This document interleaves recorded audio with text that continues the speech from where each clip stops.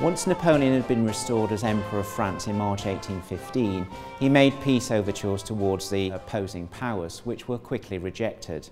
It then became imperative for him to move against the armies of Wellington and Blucher in the Netherlands before they had time to combine against him.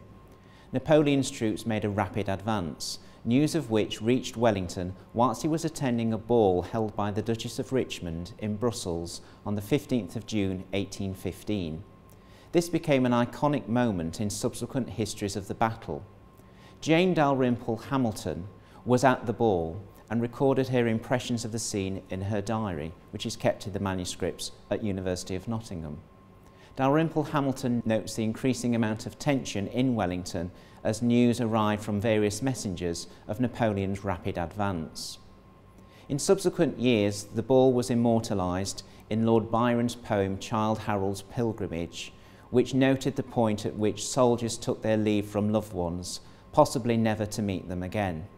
This is the relevant passage which has become immortalised over time.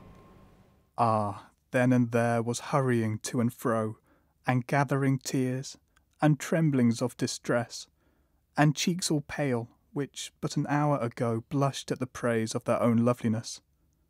And there were sudden partings, such as pressed the life from out young hearts, and choking sighs which ne'er might be repeated. Who could guess if evermore should meet those mutual eyes, since upon night so sweet, such awful morn could rise?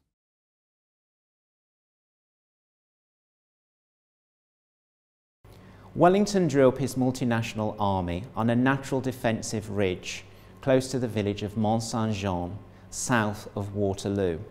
And it was there on Sunday the 18th of June 1815 that the conflict took place between the British and Allied forces and the French under Napoleon. Wellington had a natural defensive line, and at the right of that line was the farmhouse and chateau of Gaumont or Hougoumont. It was a working farm and chateau with long perimeter walls with loopholes which made it a naturally defensible position. Hougoumont was central to Wellington's line, and the French targeted it over successive waves of attack during the course of that day. The Coldstream Guards played a central role in the defence of Hougoumont, and today they are memorialised close to the South Gate.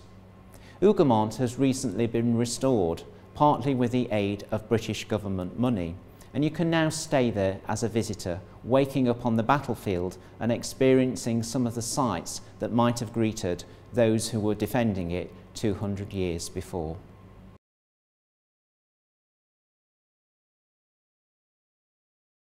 By the early afternoon of the 18th of June 1815, the battle was in full force, with waves of attacks by French cavalry mounted on horses.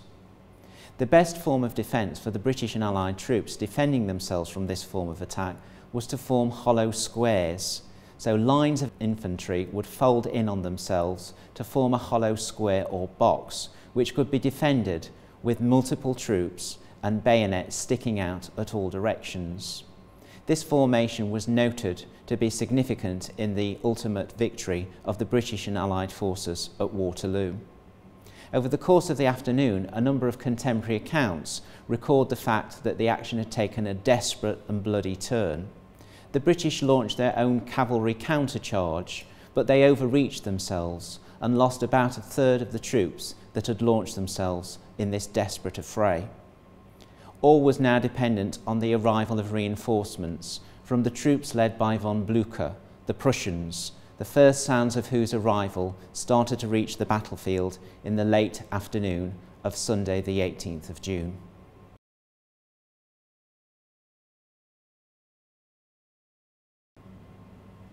By the early evening of the 18th of June 1815, the battle was reaching its climax. There were now 40,000 Prussian troops on the battlefield, causing a major problem for Napoleon's right flank. It was imperative that he launch a counter-assault before the Prussians, the British and their allies could unite finally against him. He made a last desperate bid to turn the course of the battle by launching his Imperial Guard against the British lines. These were the Praetorian Guard that had never been defeated in battle, but they faced an unexpected challenge. Wellington now roused the British foot guards with the famous cry, "Up guards and at 'em." As they made their way against the Imperial Guard, it became apparent that Napoleon's bluff was going to be called. As the Imperial Guard scattered in all directions, the French troops, seeing the elite giving way, also abandoned the battlefield. The battle had now been turned. All that was left was for the British, the Allies and the Prussians to strike home their advantage.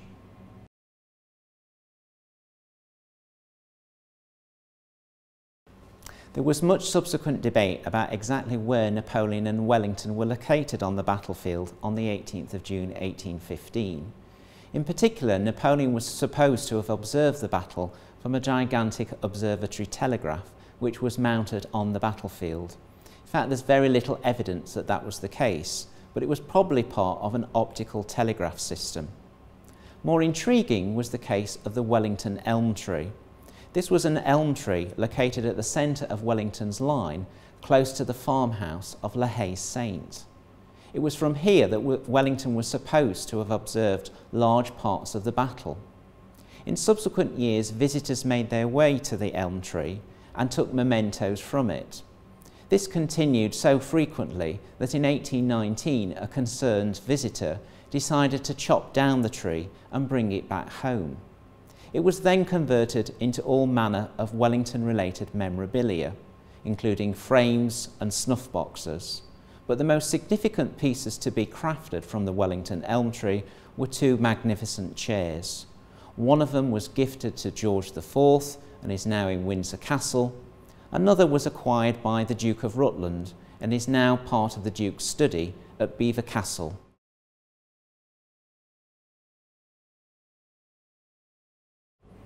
Today we are familiar with the name of the Battle of Waterloo, but immediately after the battle there was a heated debate about exactly what the conflict should be called. There were different contenders for consideration. The French wanted the name of Mont Saint-Jean, after the village nearest to the battlefield site. The Prussians, out of recognition of the fact that Blucher's forces had helped win the day, were more intrigued by the name of La Belle Alliance, the name of the inn at which Wellington and Blucher had met late on the evening of battle. What probably carried the day was Wellington's own wishes and his actions after the battle itself.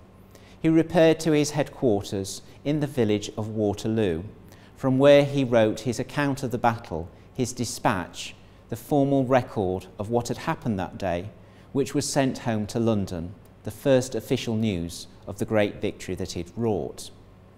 Within 2 years, a Waterloo Medal had been issued to all participants, regardless of rank, who had fought in that campaign. This established Waterloo as the name of the battle which we now commemorate over 200 years later.